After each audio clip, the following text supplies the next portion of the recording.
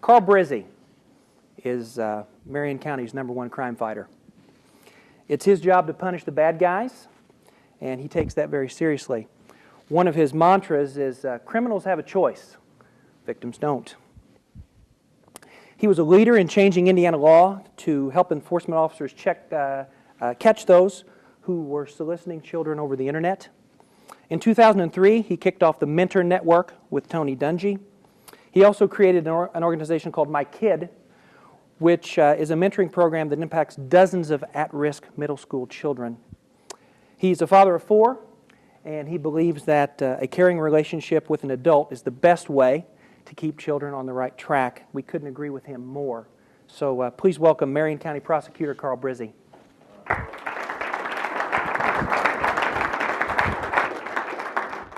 Morning. Come on, y'all. You got to do much better than that. See, whenever when you're doing a jury trial and the jury's not talking back with you, you know you got problems. So we got to start again. Good morning. Thank you.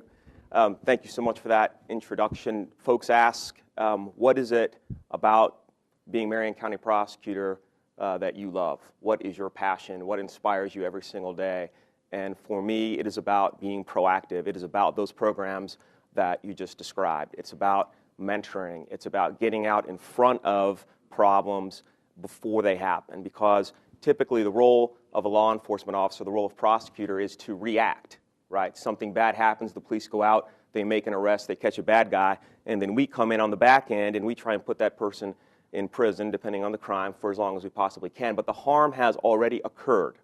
You talked about the internet stings. One of the things that we did when we first took office, almost now 7 years ago, was change the law so that police could go online and pose as underage children to catch would-be predators. Because prior to the legislative change that then Representative Adderholt spearheaded, police could not do that. There was an actual crime being committed because the person who was being solicited was, in fact, over the age of 21, 25 years old, these police officers. So we got the law changed. So now, every single day in Marion County, in the prosecutor's office, we have police officers online posing as 13, 14, 15-year-old boys and girls. And you would not believe, notwithstanding all of the television shows out there, To Catch a Predator, Dateline, Primetime, all of this stuff, every single day we have multiple hits of perverts who are soliciting kids for sex on the internet. And they're not only soliciting sex, they are sending graphic images via cameras. They are setting up rendezvous points. So we actually have places in Marion County, we have apartments set up. I'm not going to tell you where they are. We have apartments set up where these folks will come and meet for that type of illicit activity. And in Indiana, you don't have to actually show up to get arrested and charged. If you solicit online and you don't actually show up, we will come to your house and arrest you. We're just that considerate. You don't actually have to show up. We will come to your house. We will take your computer. We will surprise your wife with some very bad news about how bad a person you are. And the most amazing thing about it is that these folks aren't running around with a scarlet A. I mean, they are coaches. They are teachers. They are clergy. They are law enforcement officers, and they run the gamut.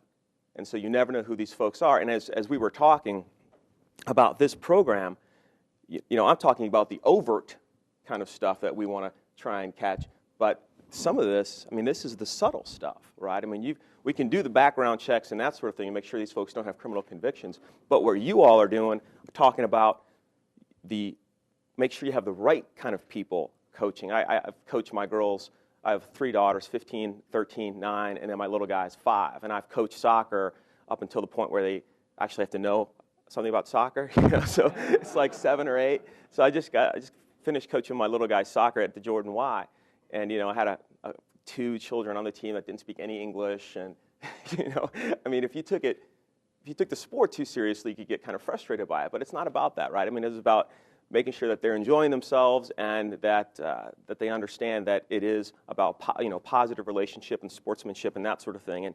And I wish I would have known about this when I first started coaching, years ago, because I just did it by, it was gut check, it was instinct, but to have a program that actually, teaches folks, right? I mean, because it's not. I mean, it doesn't come naturally to everyone. I mean, there's a science behind this, and folks that have done it professionally, Barry, your coaches and that sort of thing, we can learn from them, and I think that is an absolute great thing. When you talk about sports and kids getting in trouble, the two peak times when you see a spike over at 2015 Keystone, which is the juvenile detention facility for kids, is between 3 and 6 p.m. after school, and then during the summertime. And the reason is that there's no supervision. These kids have nothing to do. And I so strongly believe that we as a community need to get out in front and figure out a way to get more children in these types of programs in sports. I believe that a relationship with a caring adult, whether it's mentoring, whether it's sports, whatever, is the number one way to prevent crime. Someone asked me at a community meeting about 2 weeks ago if I had, an unlimited sum of money and I was going to use that money to reduce crime, how would I use it? I think some people expected my answer to be, well, I'd hire more police officers or I'd build more jails. And my answer surprised some because I said, no, I would use it for early intervention. Whether it be after-school activities, mentoring programs, whatever it is, a one-on-one caring relationship with an adult is the best way to prevent crime. We have our My Kid program, which is mentoring youth kids in improving directions, that we started about 6 years ago with Colts coach Tony Dungy, and it's 1-on-3 mentoring. So we have one adult for 3 children. We're in 5 schools now in Marion County, and the way it started was I told my employees I have about 175 lawyers. I suggested to them that it would be a really good thing, it'd make the boss happy if they would volunteer as mentors for these kids. And so, about half of them thought it was a pretty good idea to make the boss happy, and they started volunteering. And we use a curriculum, talks my father never had with me and talks my mother never had with me, so depending upon if it's boys or girls. And it's faith-based, but it's not in-your-face faith-based. And what we do is we ask the school to identify an at-risk child, sort of somebody in the middle, and then an overachiever. And the reason why we do that is so that when the mentoring program ends, these children have a bond together, right? So they've been in this together. And it's been, I believe, wildly successful. The kids love it. And believe it or not, I haven't had to be nearly as persuasive with the mentors to go back because they get something out of it as well.